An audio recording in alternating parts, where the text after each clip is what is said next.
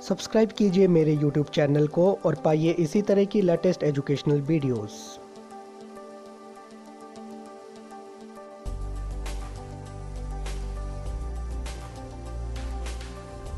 पहला क्वेश्चन है, निम्नलिखित में से किस वर्ग को मुद्रास्फीति की सबसे ज्यादा मार पड़ती है?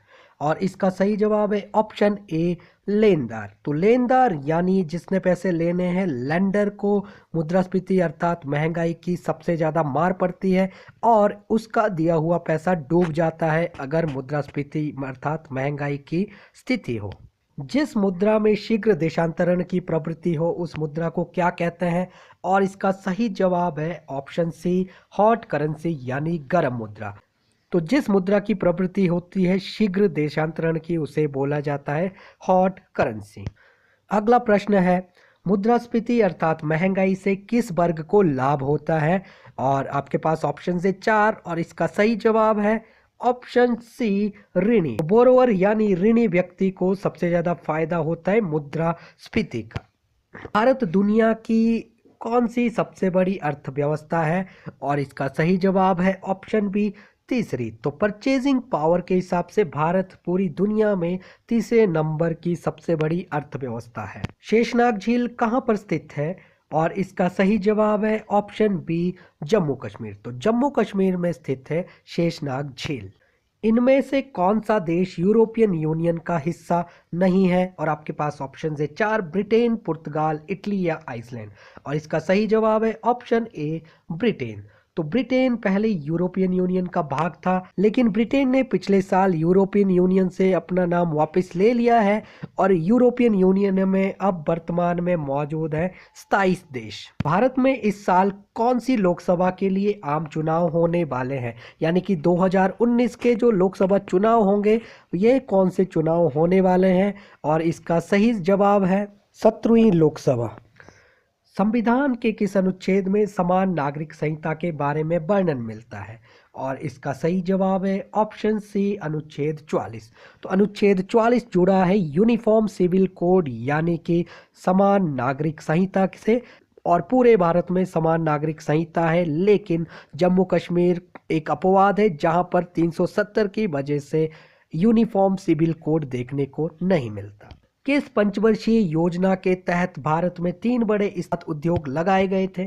और इसका आंसर है दूसरी पंचवर्षीय योजना। तो दूसरी पंचवर्षीय योजना का प्रमुख उद्देश्य था औद्योगिक विकास और इसके दौरान 3 स्टील के बड़े प्लांट लगाए गए, दुर्गापुर वेस्ट बंगाल, भिलाई छत्तीसगढ़ में और राउरकेला उड़ीसा। हिमाचल प्रदेश के किस जिले में मोहना लोक नृत्य प्रसिद्ध है? और इसका सही जवाब है ऑप्शन डी, बिलासपुर। दक्षिण भारत में सिलिकॉन घाटी के नाम से किसे जाना जाता है?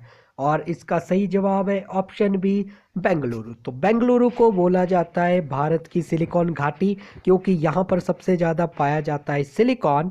और इसके साथ साथ बेंगलुरु को बोलते हैं garden city of India, space city of India, electronic city और सिलिकॉन घाटी बेंगलुरु। इनमें से कौन सा एक मनोवैज्ञानिक मनोविश्लेषणवाद से संबंधित है? और इसका सही जवाब है ऑप्शन बी, सिगमंड फ्राइड। तो सिगमंड फ्राइड जो कि एक साइको एनालिटिक साइकोलॉजिस्ट थे, उन्होंने पर्सनालिटी का एक कॉन्सेप्ट दिया था इड, ईगो, सुपर ईगो का। डिसलेक्सिया किस से संबंधित विकार है? और आपके पास ऑप्शंस है 4, पठन संबंधी विकार, लेखन संबंधी विकार, मांसपेशी संबंधी विकार या उच्चारण संबंधी विकार। और इसका सही जवाब है ऑप्शन ए, पठन संबंधी विकार। तो डिसलेक्सिया है पठन संबंधी विकार, जबकि डिसग्राफिया है लेखन संबंधी विकार और डिस्प्रेसिया आएगा मांसपेशीय विकार। इनमें से कौन सा मनोवैज्ञानिक गेस्टाल्ट मत से संबंध नहीं रखता? और आपके पास ऑप्शन है 4, बर्दिमर, कोफका, लेविन और रॉजर। और इसका सही जवाब है रॉजर। तो रॉजर को छोड़ के बाकी तीनों बर्दिमर, कोफका और लेविन गेस्टाल्ट मत से संबंध रखते थे। और गेस्टाल्ट एक ग्रुप ऑफ साइकोलॉजिस्ट है जो कि मानता है कि अधिगम यानी लर्निंग हो सकती है एज ए होल यानी कि एक संपूर्णता में।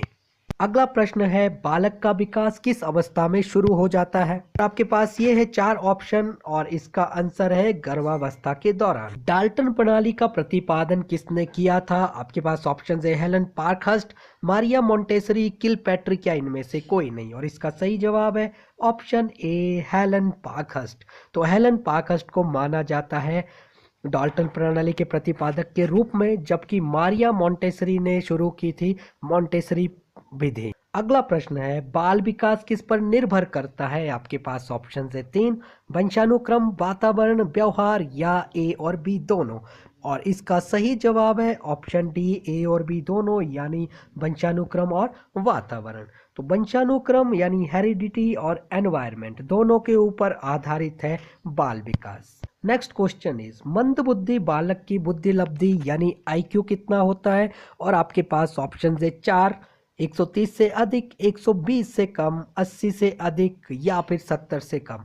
और इसका सही जवाब है ऑप्शन डी, 70 से कम। तो 70 से कम आईक्यू वाले बच्चे को बोला जाता है डल यानी कि मंदबुद्धि। बुद्धि लब्धि यानी आईक्यू शब्द का सर्वप्रथम प्रयोग किसने किया?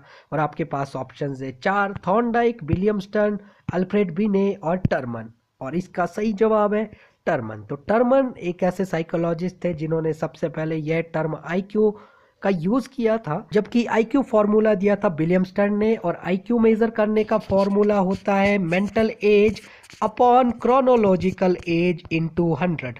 अगला प्रश्न है, हिमाचल प्रदेश की सबसे बड़ी जल विद्युत परियोजना किस नदी पर बनी है? और इसका सही जवाब है ऑप्शन डी, पार्वती नदी। तो पार्वती नदी पर बनी है सबसे बड़ी जल विद्युत परियोजना, अर्थात पार्वती जल विद्युत परियोजना। और इसकी प्रोडक्शन क्षमता है 2051 मेगावाट। तो 2051 मेगावाट प्रोड्यूस करती है पार्वती जल विद्युत परियोजना। सिंधु घाटी की सभ्यता का अब तक का खोजा गया सबसे प्राचीन स्थल कौन सा है? और इसका सही जवाब है ऑप्शन सी, बिरदाना। तो बिरदाना सबसे प्राचीनतम स्थल है जो कि माना जाता है इस सभ्यता का सबसे पुराना नगर था, जबकि हड़प्पा है सबसे पहले खोजा गया शहर इस सभ्यता का। तो किस गुप्त शासक के दौरान भारत पर हूणों का आक्रमण शुरू हुआ था? और इसका सही जवाब है ऑप्शन बी, स्कंदगुप्त। तो स्कंदगुप्त के दौरान श्वेत हूणों ने भारत पर आक्रमण किया था। और स्कंदगुप्त को हम जानते हैं एक और कार्य के लिए। स्कंदगुप्त वही शासक था जिसने सुदर्शन झील का जीर्णोद्धार किया था। विश्व का कौन सा देश सर्वाधिक प्राकृतिक गैसों के भंडार के लिए जाना जाता है? और इसका सही जवाब है ऑप्शन बी, रूस। तो रूस एक ऐसा देश है जिसके पास सबसे ज्यादा भंडार है प्राकृतिक गैस यानी सीएनजी के। नीति निर्देशक सिद्धांत भारतीय संविधान के किस भाग में मौजूद है? और इसका सही जवाब है ऑप्शन सी, भाग नंबर 4। तो भाग नंबर 4 में मौजूद है नीति निर्देशक सिद्धांत, जबकि भाग नंबर 3 में मौजूद है मौलिक अधिकार, यानी जिसे बोला जाता है भारतीय संविधान का मैग्ना कार्टा। जबकि भाग नंबर 4A में मौजूद है 11 मौलिक कर्तव्य। और भाग 2 संबंध रखता है नागरिकता यानी सिटीजनशिप से। भारत के पहले राष्ट्रपति को किसने चुना था? और इसका सही जवाब है ऑप्शन सी, संविधान सभा ने।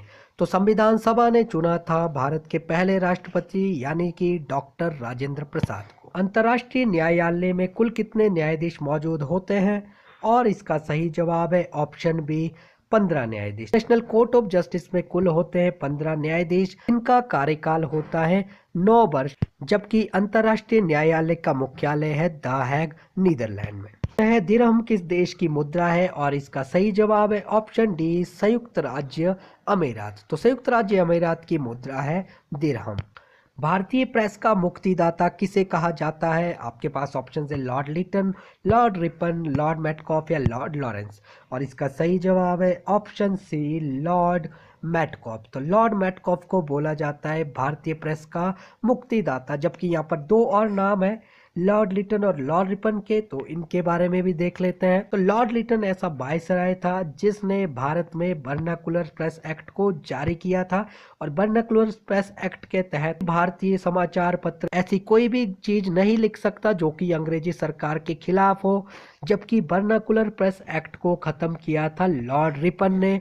और लॉर्ड रिपन को बोला जाता है भारत का उद्धारक। द्वितीय एंग्लो सिख युद्ध के बाद किस गवर्नर ने पंजाब को ब्रिटिश साम्राज्य में मिलाया? और आपके पास ऑप्शन है 4, वॉरेन हेस्टिंग, रॉबर्ट क्लाइव, ऑयरकूट या लॉर्ड डलहौजी।